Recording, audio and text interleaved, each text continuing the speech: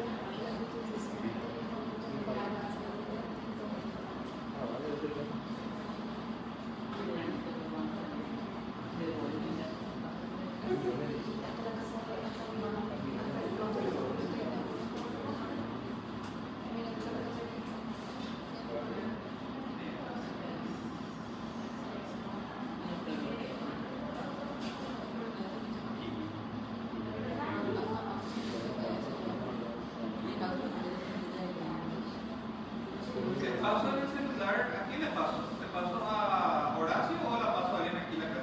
¿Puedo hacer la oración?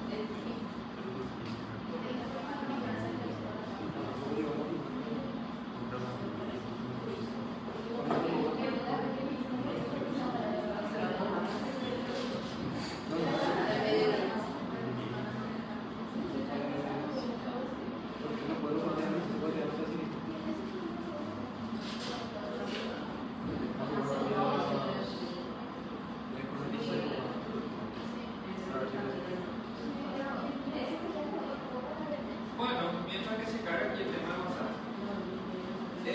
¿Alguna duda con relación a farmacodinámica? Por la clase anterior, alguna pregunta que quedó en el aire, algo que quieran preguntar, ¿sí? Algo que quieran sacar, así de la duda de repente, algo que no quedó claro. ¿No? Bueno, no sé si pregunto de esto o cualquier cosa, así que no se aburre, o sea que pregunten nomás cualquier duda que haya quedado. La autora nos compartió la bibliografía, chicos, el cual se tiene que avanzar para estudiar. ¿Sí? Sí, o sea, le dio la bibliografía. ¿Sí? Está bien. Paso a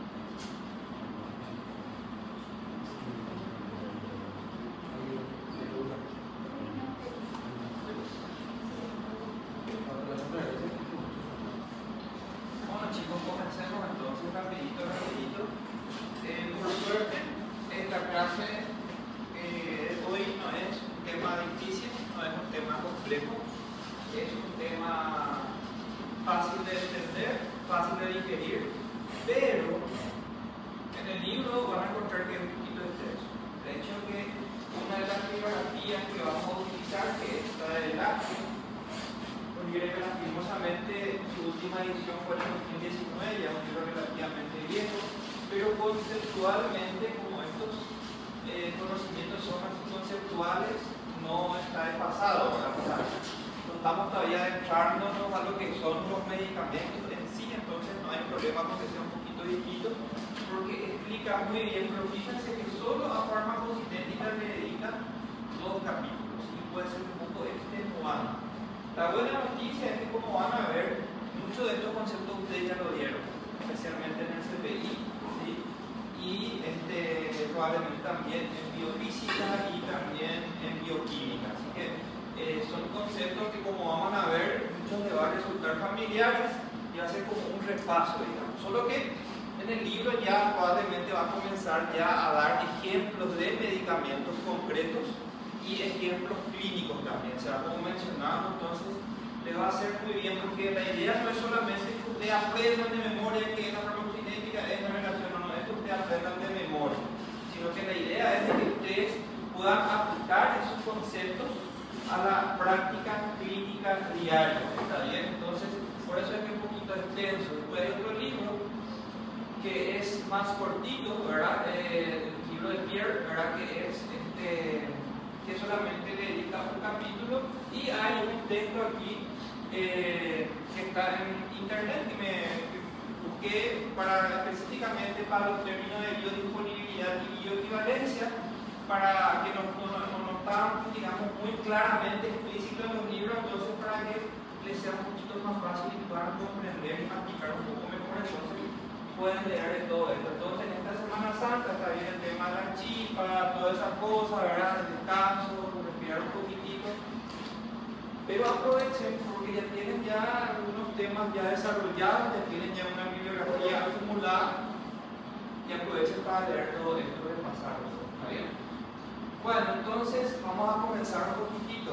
Vamos a hablar entonces hoy de farmacocinética, ¿verdad? Y ya estuvimos hablando de hecho en la clase anterior, ¿se acuerdan? Hablamos de algunos conceptos de farmacología, de qué es un fármaco. Yo pienso que no es muy difícil, ¿verdad? Comprender qué es lo que vamos a estudiar este año, ¿verdad? Básicamente lo que vamos a estudiar lo que vamos a hacer es conocer los medicamentos que ustedes van a utilizar dentro de unos años. O probablemente este año ya con algunos familiares y todas esas cosas que van a preguntar ustedes qué puedo tomar para esto o lo otro. Entonces, no es difícil entender en qué consiste nuestra materia, ¿sí? Es conocer esos medicamentos, ¿verdad? Entonces, como les dije, les repito otra vez ahora, para que ya es la tercera vez que les estoy diciendo, de que nosotros aquí no vamos a inventar la rueda. Nada va a ser nuevo en lo que nosotros como docentes te aportemos que no estén en esos libros, ¿verdad? Que están extensamente, digamos, bien explícitos, sino que lo que nosotros vamos a tratar nomás es de darle ese enfoque práctico que ustedes necesitan, ¿verdad? Entonces, la farmacocinética, hablamos de lo que es la farmacocinética, ¿verdad? ¿Alguien me puede resumir qué entendieron de lo que es la farmacodinámica? ¿No habrán leído todavía? Lo más probable que no, pero ¿qué ustedes entendieron de lo que es la farmacodinámica? Porque dos grandes aspectos, pues hasta ahora estamos hablando de la farmacología en general, la farmacodinámica y la farmacocinética. ¿Quién me puede hacer tipo un súper, o sea que no un súper, sino que un petit resumen de lo que es la farmacodinámica? ¿O qué entendieron de la farmacodinámica? Lo que el fármaco le hace al cuerpo. Muy bien, lo que le hace el fármaco al cuerpo. ¿Cómo entendés eso? ¿Cómo era tu nombre? ¿Perdón? ¿Yo? Sí. Benjamín. ¿Y vos? Estefan. A mí Estefan. Ahora vos, Estefan. ¿Qué vos entendés de eso? ¿Qué significa que es lo que el fármaco le hace al cuerpo? ¿Verdad? Así me dijo, ¿verdad? ¿Qué vos entendés de eso?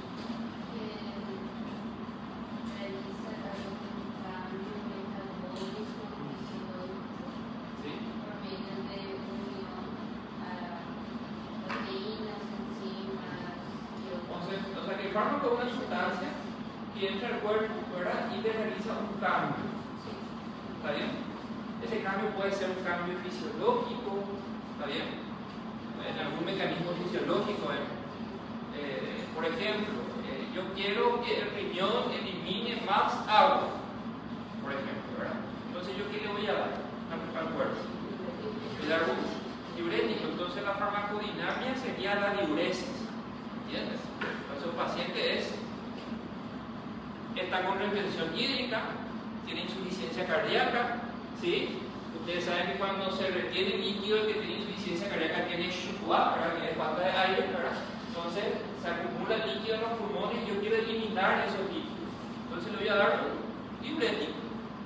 Y la farmacodinamia en ese sentido es la diuresis que está produciendo ese fármaco. ¿Se entiende eso, chicos, verdad? Y después está lo que vos decís. Y a través de la unión, ahí te habrán hablado de los mecanismos de unión de ligando receptor, que ligando puede ser transmembrana, puede ser intranuclear, eso nosotros vamos a ir hablando, ¿verdad? Porque eso depende del fármaco, ¿verdad? En el caso del diurético, por ejemplo, actúan en los túbulos, en las proteínas y cambia, modifica, digamos, el transporte de iones a través de los canales. Bueno, algunos abren, otros cierran, hacen que los iones se muevan a través de las membranas y bueno, eso es algo bien relacionado a los diuréticos. Pero vamos a tener ejemplos de otros tipos de fármacos, como por ejemplo los corticoides. Los corticoides, por ejemplo, tienen, digamos, su farmacodinamia es diferente porque no actúan a través de las membranas, sino que los corticoides, como son lipofílicos, atraviesan las membranas, ¿sí? Y llegan hasta dónde? Llegan hasta el núcleo. Y en el núcleo cambian, modifican la expresión génica, ¿entienden? Entonces su farmacodinamia es diferente, pero entienden el concepto de farmacodinamia. Modifican la expresión genética, los corticoides, y se secretan proteínas que son antiinflamatorias, ¿entienden? Entonces, es un poco, el concepto en sí es eso, ¿verdad? Sin embargo, la farmacocinética es un concepto no menos importante, porque ¿de qué me sirve a mí de saber de que el diurético puede producir diuresis? Pero ¿qué pasa? Yo tengo que hacer que ese medicamento llegue en el lugar en donde va a ejercer su acción, o sea, donde se va a ejercer la farmacodinamia. Y eso no es sencillo.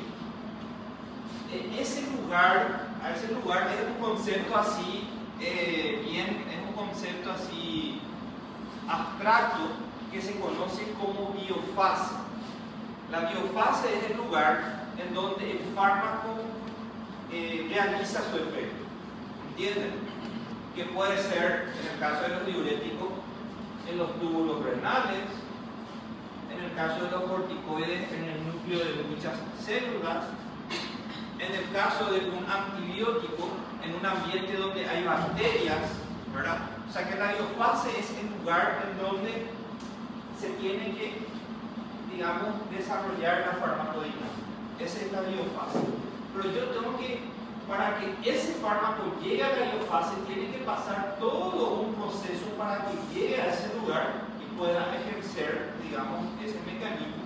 Y a ese proceso en donde el paciente ingiere el medicamento, va pasando por el intestino, se absorbe, pasa por el hígado, se distribuye y va al órgano en donde va a producir, ese proceso se conoce como farmacocinética. ¿Entienden? Ahora, ¿cuál es el tema?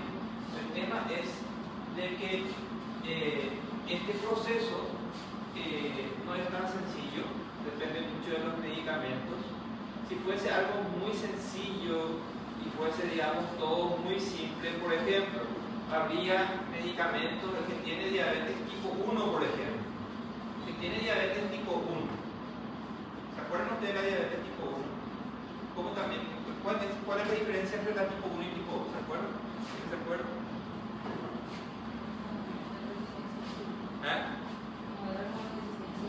Muy bien. ¿En quién hay resistencia a la insulina? El tipo 2. El tipo 1, ¿cuál es el problema? Que el cuerpo no produce insulina, ¿no es cierto? El tipo 2 suele terminar también en eso todo. Esa es, digamos, la principal diferencia. Entonces, ¿cómo le vamos a tratar al que tiene diabetes tipo 1? ¿Con qué tipo de medicamento? ¿Cómo? Vamos a tener que dar insulina. Hasta ahora no hay ningún medicamento, porque ustedes escucharon hablar ustedes de los antidiabéticos, ¿sí? ¿Escucharon hablar o nunca escucharon hablar? ¿No? ¿Conocen algún antidiabético que no sea insulina? No todavía. Muy bien, la metformina. La metformina es el antidiabético tal vez más conocido, ¿sí? ¿Y sabes cómo se administra la metformina? O sea, se tiene que inyectar, se toma, muy bien, es una pastilla, ¿sí? La metformina es una pastilla, ¿sí? O sea que el principio activo es una vitamina que se llama metformina, pero su forma farmacéutica es un comprimido, así como hablamos la otra vez. Y el paciente que tiene diabetes tipo 2, que tiene resistencia a la insulina, toma la vitamina, que es un insulino sensibilizante, se llama. ¿Qué significa?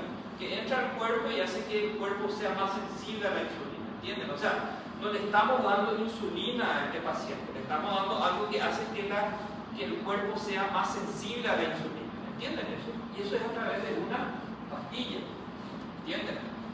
Ahora, el que tiene diabetes tipo 1 no puede tomar metformina. ¿Por qué no puede tomar metformina? Porque no tiene insulina. ¿Para qué vas a aumentar la sensibilidad si el paciente su problema es que no tiene insulina? Entonces tenemos que administrar la insulina. ¿Qué ustedes saben? ¿Cómo se administra la insulina? ¿Cuál es la forma farmacéutica de la insulina? ¿También se puede tomar? No, no se puede tomar. Tenemos que darle forma, se llama parenteral, como vamos a darle, ¿verdad? Entonces, fíjense cómo la farmacocinética, ahí digamos lo que nosotros queremos es lo mismo. Queremos regular el nivel de glucosa, queremos disminuir el nivel de glucosa en esa misma enfermedad, y dependiendo del tipo de paciente, del tipo de diabetes, vamos a utilizar dos medicamentos que tienen formas farmacéuticas diferentes, que van a ingresar al cuerpo de forma diferente, pero van a hacer lo mismo, que es disminuir el azúcar, ¿entienden? Entonces, la farmacocinética es muy compleja por eso. ¿Y cuál es el problema? El problema es que la metformina, la vitamina, al tomar el paciente, se va, así como muestra acá, al intestino y se absorbe en alguna parte del intestino y pasa a la sangre a través del epitelio intestinal. ¿Está bien? Pasa a las venas esplácnicas, va al hígado, y el hígado se distribuye en dónde? En todo el cuerpo. ¿Está bien? Vamos a hablar de eso más adelante, ¿sí? Ahora, ¿cuál es el problema con la insulina, chicos? El problema es que la insulina, ¿qué es? ¿Alguien que recuerda qué tipo de macromolécula es? Lípido, glucósido, ¿qué es? Es una hormona, pero desde el punto de vista macromolecular, ¿qué es? Es una proteína, muy bien, es una proteína. Y al tomar no se absorbe en el intestino, ¿sí? Si vos tomás insulina, por tu popó se va a ir otra vez insulina a sí mismo sin que se absorba, ¿entiendes? No se puede absorber. Como vamos a ver un día, vemos menos el tema así, y ahí, por ejemplo, por esas cosas ustedes llaman, mira, con razón, que existe, por ejemplo, un antioxidante que se llama glutatión. ¿Quién es peso acá? Que toma así, ¿cómo? Todos somos panzocar. Que es oído. Bueno, y por ejemplo, muchas personas toman, por ejemplo, el glutatión, que es un antioxidante. Te dicen, ¿por qué no tomas glutatión? Porque el glutatión es un antioxidante. Y el cuerpo produce glutatión, y es cierto. Los cuerpos producen glutatión y un antioxidante, y es buenísimo. Pero ¿cuál es el problema del glutatión? Es una proteína y no se absorbe. Y eso que te venden ahí en el gimnasio como glutatión no tiene mucho respaldo científico por eso. ¿Entienden? Y vamos a hablar más de glutatión más adelante, pero les doy nomás un ejemplo cómo la farmacocinética cambia mucho dependiendo de qué es lo que yo le voy a administrar al paciente, que algunos pueden seguir un proceso que, digamos, puede ser diferente dependiendo del fármaco. Entonces, la farmacocinética es ese pasaje por el cuerpo de una sustancia que va desde la administración, que puede ser por vía oral, como en este caso, se absorbe en algún momento, llega a la biofase y luego se tiene que eliminar esa sustancia. ¿Entienden? Entonces, eso es la farmacocinética, y estos son todos los elementos de la farmacocinética. La liberación, el caso de un fármaco de la metformina, comes en la boca, lo tragas para el estómago. Que ustedes saben, en el estómago es el principal órgano donde se absorben las sustancias del estómago, ¿verdad? Finalmente es el intestino delgado, ¿verdad? Muy bien. Va a pasar por el estómago y ahí tenemos el primer problema de los investigadores. ¿Se acuerdan que hablamos nosotros del tema de investigación, de la fase de investigación? Mencionamos más o menos por qué lleva tanto tiempo en que un principio activo, en que un medicamento genérico, por qué cuesta tan caro, porque justamente la industria farmacéutica tiene que crear un excipiente que es la sustancia que le va a acompañar a la metformina que impida, por ejemplo, que se degrade por el ácido clorhídrico del estómago. Tiene que pasar ese ácido clorhídrico y tiene que llegar al intestino, ¿entienden? Y cuando llega al intestino, luego tiene que pasar al intestino delgado y se tiene que absorber y entra al organismo. O sea, cuando yo estoy tomando una metformina, chicos, eso todavía no está entrando al organismo. Recién decimos que entra al organismo cuando es absorbido a la sangre, ¿entienden? Recién ahí la sustancia, el seno biótico se llama en este caso, entra a la sustancia, al cuerpo, cuando es absorbido. Por eso que aquellos pacientes que tienen, por ejemplo, un problema gastrointestinal y tienen un síndrome de mala absorción, vos le das muchas veces, por ejemplo, la insuficiencia cardíaca. La insuficiencia cardíaca, el principal problema, ¿cuál es? La retención de líquidos. ¿Está bien? ¿Eso qué produce? Visiblemente. Eso, ¿verdad? Hinchazón, ¿verdad? Edema, ¿verdad? Ese edema que se ve, así que se ve en la piel, que se hincha los pies, es lo que podemos ver. Pero después está lo que no podemos ver. Por ejemplo, cuando hay edema en los pulmones, ¿qué se produce? ¿Cómo el paciente va a venir cuando ese edema que vemos en el cuerpo es hinchazón? Bueno, y si hay edema en los pulmones, ¿cómo se va a manifestar clínicamente? ¿Cómo? ¿Qué va a tener el paciente? Si hay edema en el pulmón, ¿qué va a pasar? No va a poder respirar así sencillo, va a tener falta de aire, ¿está bien?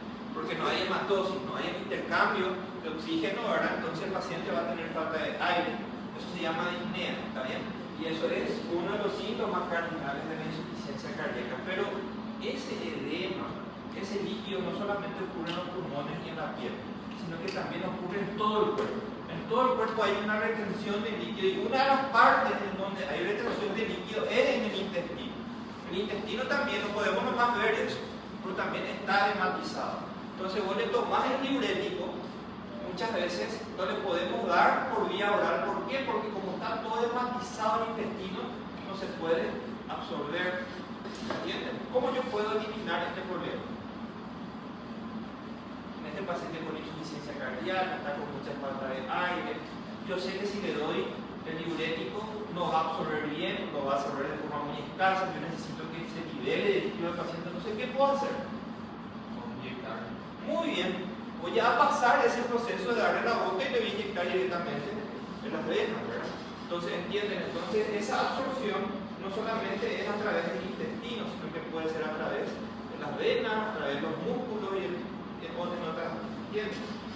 Lo científico concreto es que una vez que entre el medicamento dentro del plasma, dentro de la sangre, ahí se va a generar todo, una vez que se absorba, se va a distribuir, ¿verdad? ¿Cómo se significa distribuir? Bueno, esto es así literal, como dice acá, se va a, esparcir por todas partes, ¿verdad? Y eso generalmente se hace de dos formas, o de forma libre, o sea, por ejemplo, la metformina libre, la molécula, la biguanilla, que vamos a ver nosotros farmacológicamente y químicamente cómo es, de forma libre o generalmente unido a proteínas. Ustedes saben que en el plasma hay proteína. ¿Cuál es la principal proteína en el plasma?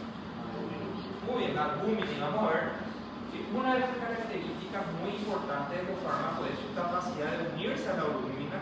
¿Para qué? ¿Por qué motivo? Para transportarse, para que se pueda transportar a la sangre de un lugar a otro, ¿cierto? Y cuando está unida a la proteína, generalmente solemos decir de que eso es un fármaco que metabólicamente no está activo, porque está unida a la proteína.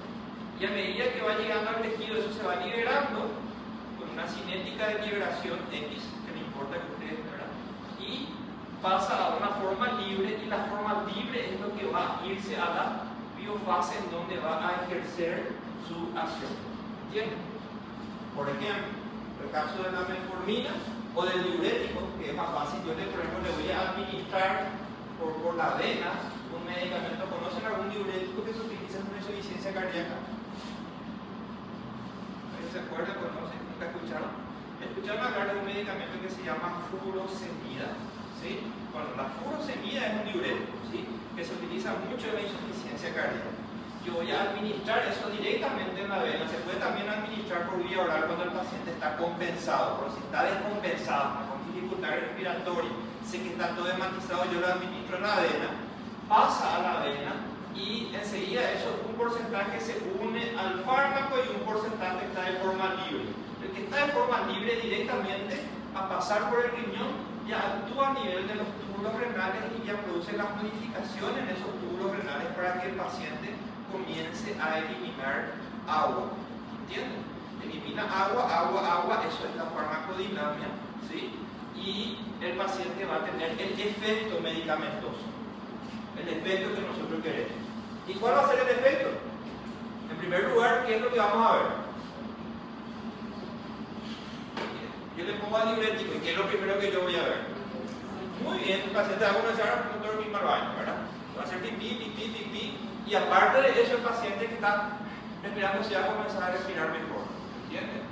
Y con los días van a ver que su pie está hinchado, va a empezar a deshincharse un poquitito. Entonces, ese es el efecto clínico, ¿entienden? Entonces, yo le doy un medicamento porque yo quiero un efecto clínico, ¿entienden? Entonces, eso es lo que ocurre gracias a la acción que está pasando aquí en la biofase, ¿verdad? Luego, cuando ya actuó aquí ese fármaco libre, se tiene que eliminar, no se puede quedar enteramente el fármaco en el cuerpo. Porque ¿qué dijimos nosotros que tienen que? ¿Cuál es el factor común que tienen todos los fármacos? Dijimos la otra vez. ¿Cuál es el problema que tienen todos los fármacos? Que todos los fármacos tienen ¿qué cosa? Todos tienen efectos adversos. Entonces, si nosotros le damos un fármaco que no se puede eliminar y que esté hipersecula seculor, o por lo menos hasta que el paciente se muera, si está en el cuerpo, eso es un problema, ¿sí? Porque nosotros vamos a ver que la furosemida, si bien le puede salvar la vida del paciente, como efecto adverso puede producir hipocalemia, hiponatremia, alcalosis metabólica, puede producir ototoxicidad, puede producir un montón de cosas que si no se eliminan puede ser un problema. Entonces, el fármaco se tiene que eliminar del cuerpo. Entonces se tiene que excretar, ¿entienden? Y para que de su distribución pasa a la farmacodinamia, hace su efecto, y para que pueda excretarse previamente, ¿qué tiene que pasar? Se tiene que metabolizar ese fármaco. ¿Qué significa eso? Que si yo le doy un medicamento al paciente y, por ejemplo, no requiere metabolización, ¿qué es lo que probablemente va a pasar? O le da, y así como le da, se va. Y no va a tener muchos efectos, digamos, que yo quiero, ¿entiendes? Entonces, generalmente yo doy de tal forma que actúa y que para que se pueda eliminar me dé un poquito de tiempo en el cuerpo, que actúe y después que se elimine. ¿Entienden eso? ¿Se entiende, verdad? Entonces, ese proceso de metabolismo, el tiempito que a mí me da, ¿verdad? Para que el fármaco pueda hacer el efecto que yo quiero, para que después de que haga ese efecto, se pueda metabolizar y después recién voy a eliminar. ¿Se entiende eso, chicos? ¿Sí? Más o menos. Bueno, le doy un ejemplo. Ustedes conocen el caso de ¿por qué uno puede tener albúmina baja en el cuerpo? ¿Qué les parece? Bajo nivel de proteínas en el cuerpo. Falla hepática. Muy bien. Puede ser una falla hepática porque el hígado, ¿verdad?, es el que se encarga de sintetizar. Pasa que tiene cirrosis, ¿verdad? ¿Está bien? Algo más común. ¿Cómo? Una hemorragia. El tema con la hemorragia es que vos perdés sangre completa, ¿verdad? Entonces, como que tu concentración no varía mucho. Perdés así de forma absoluta, pero de forma relativa permanece el mismo nivel. ¿Entendés lo que La desnutrición, chicos, cuando uno está desnutrido, ¿sí? Tiene hipoproteinemia, tiene albúminas bajas, ¿sí? ¿Qué problema podemos tener cuando un paciente tiene albúminas bajas por desnutrición? ¿Qué les parece? ¿Cuáles son las principales funciones de las proteínas en la sangre? Específicamente la albúmina. Muy bien, transporte de sustancias. Excelente. ¿Cómo? Muy bien, el equilibrio osmótico. Excelente, eso es lo que quería escuchar. ¿Y qué pasa cuando vos disminuís las proteínas con el equilibrio osmótico? Muy bien, entonces ¿cómo va a estar el paciente? Va a estar hematizado, ¿sí? Una de las causas de edema es la insuficiencia cardíaca. En ese caso tenemos una presión hidrostática aumentada, ¿sí? Sin embargo, otro de los problemas, otra de las causas de edema es lo que dice el compañero, una disminución de la presión osmótica. Ese es otro mecanismo. Ocurre, por ejemplo, en los cirróticos. Ustedes si ven un paciente que tiene cirrosis, ¿conocen la cirrosis, chicos? ¿Escuchan hablar de la cirrosis? La cirrosis es una insuficiencia hepática crónica, ¿verdad? El paciente, su hígado no funciona. Y es en el hígado donde más normalmente se produce proteínas. Entonces, como no se produce proteínas, no tiene proteínas, entonces generalmente el paciente cirrótico está todo hinchado. ¿Entienden eso? Entonces, cuando yo tengo, por ejemplo, un paciente que entró en la terapia, que no comió bien, no se alimentó bien, porque está enfermo, qué sé yo, ¿verdad? Tiene bajas proteínas, está todo hinchado. ¿Qué les parece a ustedes una solución para poder, digamos, solucionar esa falta de proteínas? ¿Qué ustedes plantearían? Como estudiantes de medicina pensando, ¿qué se les ocurre por la cabeza? Paciente que no come, que tuvo una ACV, no se está alimentando bien, y la albúmina normal es entre 3,5 y 4 y tiene 1,5 de albúmina, está muy bajo. ¿Qué le podemos hacer para poder aumentar la albúmina? ¿Qué les parece? Muy bien. Lo primero que de repente se nos puede ocurrir, ¿por qué no le doy albúmina? Entonces yo le digo, ¿cuál es el problema con la insulina que digo? La insulina es una proteína, entonces la albúmina no se puede tomar. Pero entonces, si no le podemos administrar por vena, entonces la pregunta es, ¿hay albúmina para administrar de forma endovenosa? La respuesta, chicos, es sí, hay albúmina, vienen frascos, ¿sí? Y yo le puedo administrar albúmina en el sangre. Pero acá viene una cuestión. La albúmina que viene en ampollas, está carísimo, dicho sea de paso, no se utiliza para aumentar los niveles de albúmina. ¿Por qué? Porque vos le administras albúmina al cuerpo de forma endovenosa, eso se hace, y directamente se elimina sin ningún tipo de metabolismo. Así como vos le das, va al riñón y se elimina. Porque no es que viene, se tiene que metabolizar previamente, no. Porque la albúmina es albúmina, esa albúmina que está en el cuerpo. Pero ¿cuál es el problema? Vos la administras y así como la administras, vos sale. Entonces, cuando nosotros tenemos un paciente desnutrido que tiene la albúmina baja, yo lastimosamente, digo lastimosamente porque nos encantaría a mí como clínico muchas veces solucionar un problema de hipoalbuminemia administrando la albúmina. No se puede eso. No le administras y la albúmina así como la administras sale por el riñón. Entonces, si ustedes googlean o utilizan una de los datos de ahí, ¿verdad? O ya, ¿verdad?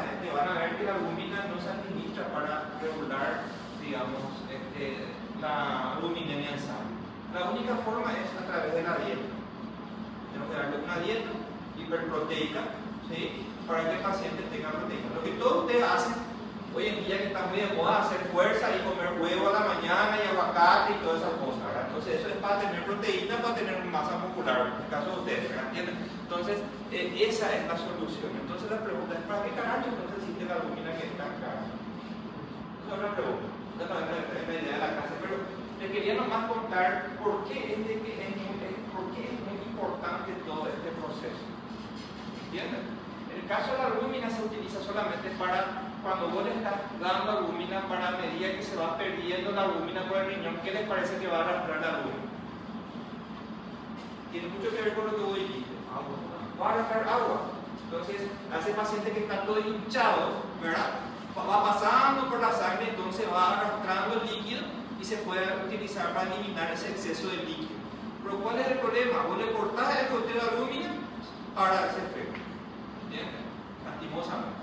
Bueno, son cosas que usted va a ir entendiendo más adelante cuando empiecen a hablar de esas enfermedades en las que se utilizan esos fármacos. Pero para que ustedes vean más lo importante de cada etapa, digamos, de la farmacocinética, ¿verdad?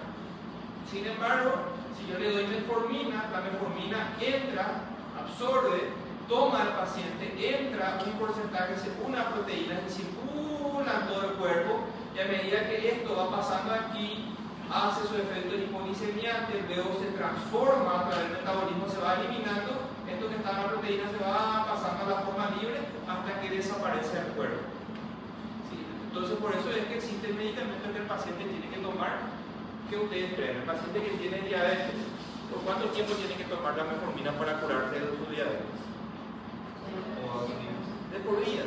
¿Bien? Entonces, ese proceso se repite siempre, porque si vos dejás de darle la metformina, ¿qué va a pasar? Va a llegar un momento en que va a desaparecer ese fármaco del cuerpo, por ese metabolismo que tiene el cuerpo. ¿Entienden? Por eso es que todos estos conceptos son importantes. Entonces, es necesario que el fármaco esté en el tejido para que actúe, es lo que nosotros estuvimos hablando, ¿verdad? Es posible saber la concentración de un fármaco en la biofase. ¿Qué a ustedes les parece? Yo puedo saber el porcentaje del fármaco. Por ejemplo, yo le administré 850 miligramos de metformina, ¿sí? Yo puedo saber cuántos miligramos está en la biofase. ¿A ustedes les parece que eso es posible? ¿Qué ustedes creen? Estamos hablando de la biofase. Como la biofase es un concepto teórico, ¿sí? Eso no se puede, no existe lastimosamente. Voy a pulsar la biofase para saber, no, eso no se puede, ¿entienden? O si un diurético, yo no voy a pulsar el riñón para saber cuánto el porcentaje de mi furosemida en el riñón, ¿verdad? Ahora, ¿qué yo puedo hacer? ¿Qué les parece? Para saber más o menos la concentración del fármaco en el cuerpo. ¿En dónde yo puedo medir esa concentración? ¿Verdad? No viene a nivel de la sangre. Entonces, lo que muchas veces hacemos es medimos la concentración en la sangre y tenemos como un parámetro así indirecto, ¿entienden? No es el directo, pero es indirecto, ¿está bien? Entonces podemos saber la concentración en el plasma y en base a eso predecir su efecto en el tejido. Entonces eso existe. ¿Qué es lo que se hace en esos estudios de investigación? Y bueno, yo le doy, hoy yo inventé la metformina. Bien, yupi, inventé la metformina, sirve para disminuir el azúcar en sangre, ¿verdad? Pero ¿cuánto le tengo que dar a mi paciente? Yo soy un investigador, nunca le di antes, nunca no se sabía. Y bueno, voy a probar con 5 miligramos, ¿sí? Y a ver, estudio 2 o 3 días no bajó el azúcar. Voy a aumentar y entonces se va investigando, ¿verdad? Y hoy en día sabemos que la dosis mínima de la metformina es 850 miligramos y la dosis máxima son 2400 miligramos. Eso nosotros hoy en día sabemos, ¿verdad? Entonces eso es gracias a todos esos estudios que alguien una vez tuvo que hacer y tuvo que ir viendo la concentración en el plasma y viendo los efectos farmacológicos. ¿Está bien? Entonces se va calculando todo eso. Estos son conceptos, chicos, que ustedes tienen que saber, ¿sí? La concentración mínima eficaz, la concentración mínima tóxica, el índice terapéutico es muy importante que ustedes lo sepan porque en muchos libros lo van a leer. Periodo de latencia, intensidad del efecto, duración de efecto y el área abajo de la curva, ¿verdad? Y esto todo se explica con este gráfico. Entonces, fíjense, cuando yo le doy a un paciente el fármaco, ahí comienza a subir, y esto es lo que se hace en los estudios de investigación, los laboratorios. Se ve la concentración en el plasma, ¿sí? Entonces, en el plasma de repente comienza a subir, y como dijimos, se comienza a metabolizar el fármaco y luego va desapareciendo de a poquito. ¿Está bien? Bueno, esto que está aquí se conoce como concentración mínima eficaz. ¿Qué les parece que significa eso? La Muy bien, es la mínima concentración en la sangre para que el fármaco actúe. ¿Está bien? Así de sencillo. Y la concentración mínima tóxica, que es esta raya que está acá arriba, ¿qué les parece que es? Muy bien, es la concentración por encima del cual el paciente ya va a tener, en el caso de la metformina, una acidosis metabólica, una acidosis láctica, que es una reacción adversa muy temida de la metformina. ¿Sí?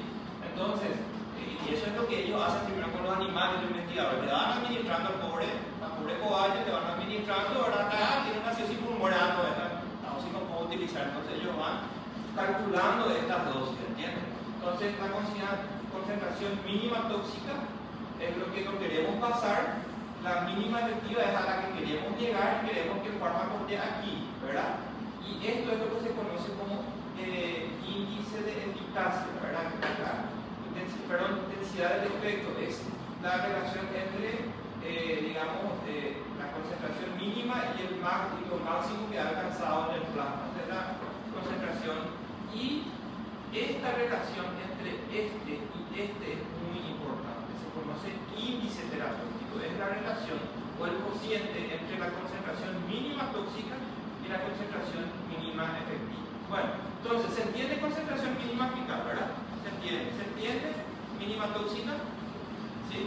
El índice terapéutico vamos a hablar enseguida. El periodo de latencia es este, chicos, que está aquí.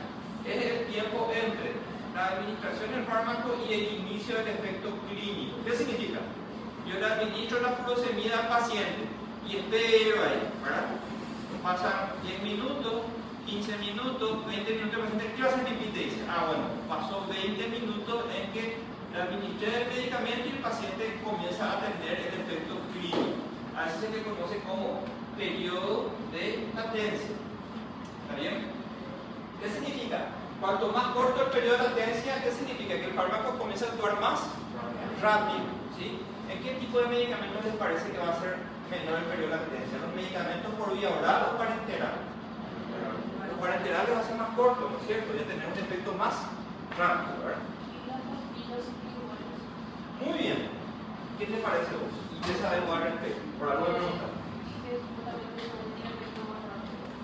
Muy bien, que supuestamente son efectos más rápidos. La respuesta es que en realidad tienen un efecto más rápido. Y es por dos motivos.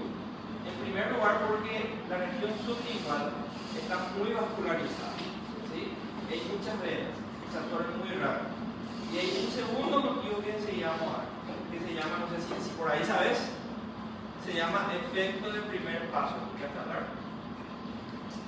Bueno, vamos a hablar de eso. Y ese es otro de los motivos por el cual la medicación sublingual es más rápida que la vía oral. Vamos a hablar de eso. ¿Sí? Entonces, ¿cómo? También, el supositorio también es por lo mismo que ella dice, el efecto del primer paso. Vamos a ver por qué. Pero el sublingual más que los supositorios. Vamos a ver. Entonces, el periodo de latencia se entiende. La intensidad del efecto es lo que les dije, la relación entre la concentración mínima eficaz y la dosis, o sea, la concentración máxima que llegó en el plasma, ¿verdad?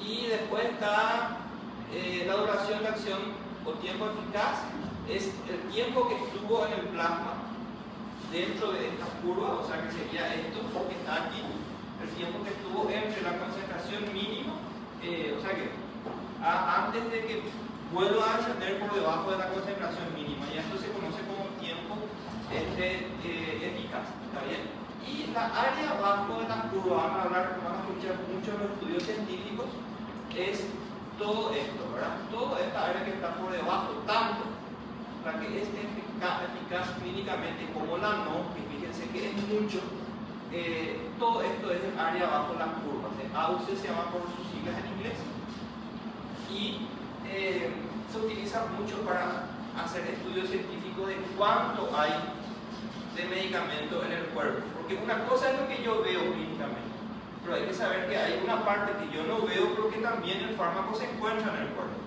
y eso tiene mucha implicancia en cuanto a las reacciones adversas y algunos conceptos que vamos a tener que ver en la próxima clase, porque no quiero más probar el tiempo a la doctora, conceptos que tienen que ver con bioequivalencia y todas esas cosas, ¿verdad? Bueno, índice terapéutico, la relación entre la concentración mínima tóxica y mínima eficaz. Bueno, vemos este concepto y terminamos acá, chicos, ¿sí? Porque ya lo mencionamos. Este concepto quiero que lo estudien muy bien. Les voy a preguntar porque se menciona mucho, ¿verdad? Y es muy importante, ¿verdad?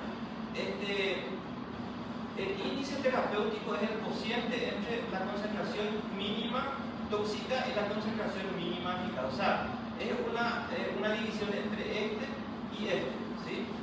¿Me siguen? Entonces yo les pregunto, ¿cuánto mayor es el índice terapéutico? ¿La sustancia es más tóxica o es menos tóxica? ¿Qué les parece? Vean bien, la división entre este y este. Cuanto mayor es el índice terapéutico, ¿la sustancia es más tóxica o menos tóxica? Menos tóxica, ¿sí? Porque cuando más aumenta este entonces significa que con este gráfico se entiende un poquito más, ¿verdad?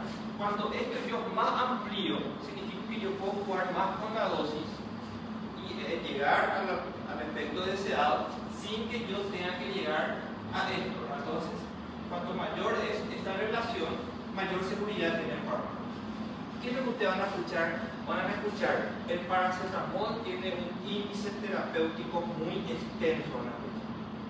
Entonces, en palabras de cristianos, ¿qué significa? Que el paracetamol es una droga muy poco tóxica, tiene un índice terapéutico muy amplio. ¿Está bien? Sin embargo, ustedes van a escuchar, por ejemplo, que la dioxina tiene un índice terapéutico muy estrecho. ¿Qué significa eso? ¿Es un fármaco? ¿Cómo? Exactamente, que es un fármaco relativamente tóxico. Entonces, cuando más amplio es su índice terapéutico, más seguro el medicamento. Cuando más estrecho es el índice terapéutico, es más peligroso y más fácilmente el paciente se puede intoxicar. ¿Entendieron eso, chicos? Bueno, muy bien. Bueno, lastimosamente lo vamos a tener que dejar aquí, porque la doctora Yarin, después los otros términos son términos ya más fáciles, ¿verdad? Que vamos a ir dando de a poquito, ¿sí? Yo les dejé ahí, chicos, lo único que de repente puede complicar un poquitito son los términos de bioequivalencia, de biodisponibilidad y esos términos que quiero hablar un poquito más en la clase de la Margot. De eso después son términos